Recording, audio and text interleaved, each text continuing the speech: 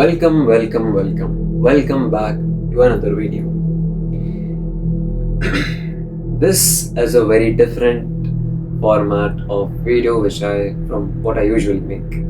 I am trying something new since I have a lot of free time. I have been planning on making something very different from what I usually do. And I personally am very excited to post such kind of content because since a lot of time I have been thinking of making such content, a very different form of content. I've always been into making film videos or short films and everything, but journaling or storytelling is something which I enjoy doing. So this is my first ever storytelling video, a proper storytelling video, fully edited and a lot of efforts and a proper script with the video. So I hope you guys enjoy, and please let me know in the comment section if I should continue to post such videos, or if you do not like the video, this video, also let me know, because then I'll switch the format to something which is much more enjoyable.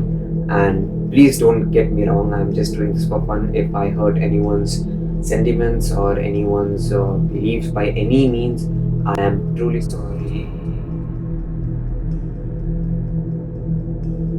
So without further ado, I think we should be getting started with the video in 3, 2, 1.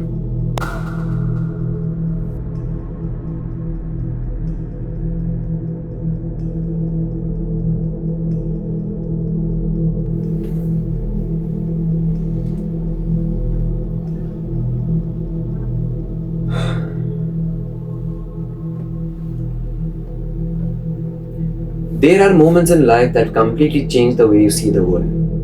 This happened when I was still in school. The night we tried to summon something at school, and something followed us.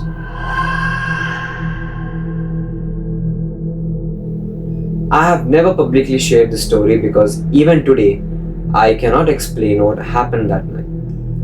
You do not have to believe me. In fact, if I heard the story from someone else, I wouldn't believe them either. But everything that you're about to hear is exactly how I remember it. It was around 7:30 in the evening. The campus was almost empty. Our evening study hours had just ended and the entire school felt different. The corridors were silent, the classrooms were dark. The only sounds were the ceiling fans spinning and the occasional dog barking somewhere outside the campus walls. There were 7 of us. Just a group of friends sitting together because none of us wanted to go home yet. Like every group of teenagers, the conversation somehow drifted towards ghost stories. Everyone had heard something. Someone knew a haunted village, someone else claimed that they had seen a shadow at midnight. Most of us were laughing until I said something so unusual to the rest of them that everyone went silent. Hey, everyone listen. I know a ritual from which we can summon a jinn. Should we do it? The room went silent for about 2 seconds. Then 2 of my friends burst into laughter. Stop lying. You're making this up. You're such a fraud. I did not argue. I simply looked at them and asked, if I show you, will you do it? The laughter slowly disappeared. Curiosity is dangerous, and that night, curiosity won.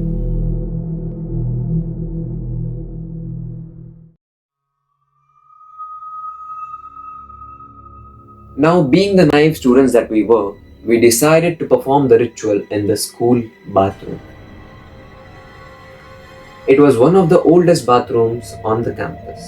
The lights flickered, half the mirrors were stained. It already felt uncomfortable before we even began. The 7 of us stood in a circle. We joined hands. Nobody was laughing anymore.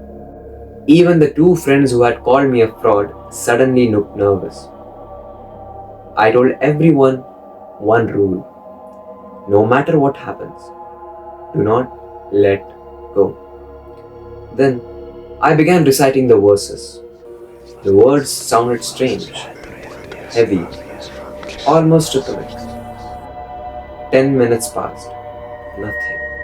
No strange sounds, no lights flickering, no whispers, nothing moved.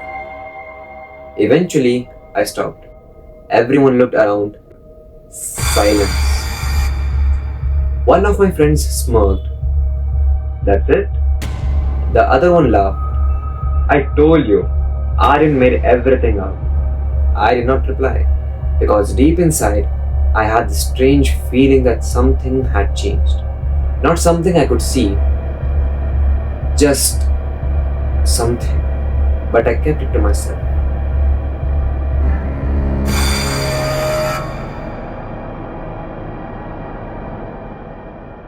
After the ritual, we had realized that we were the only students left in the campus. The school was completely dark. We walked back to our classroom, collected our bags, locked the door, and started walking towards the staircase that led outside. Then, everything changed. Just as we reached the stairs, the same two friends who had laughed earlier suddenly froze. Both of them screamed at the exact same time. Hey, look! What is that? They were pointing toward the far end of the corridor. Mom. Who's that? I turned immediately, but by the time I looked, there was nothing there. Then one of us counted. 1, 2, 3, 4, 5, 6. 6. Silence. There were only 6 of us. One friend was missing. Nobody had heard footsteps, nobody had seen him walk away. The corridor ahead of us stretched almost endlessly into darkness. For one terrifying moment, every single one of us believed that the shadow those two had seen was our missing friend. And at that moment, that belief gave all of us a sigh or a moment of relief, because we believed that the thing which those two members of our friend group saw was the apparition of our friend who was missing.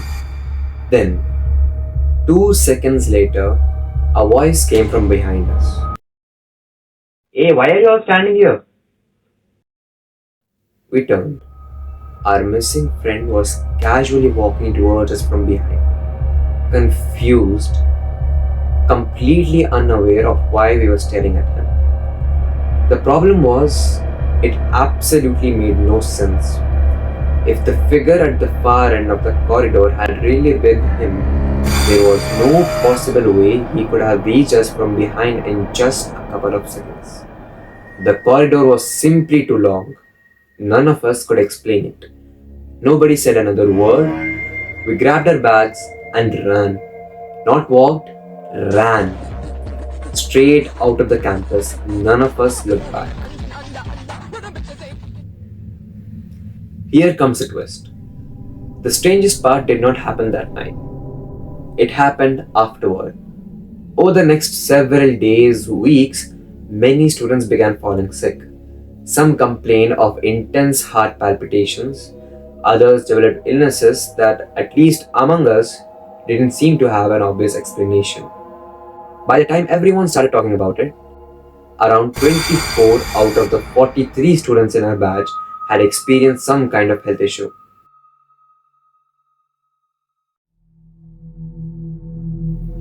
Was it connected to what happened that night?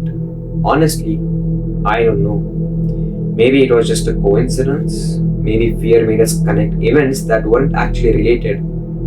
Or maybe we really did bring something back with us from that bathroom. To this day, whenever I walk through an empty school corridor after dark, I remember that night. And I remember one question. If there were only 6 of us standing at those stairs, then who was the person at the other end of the corridor? I will let you decide.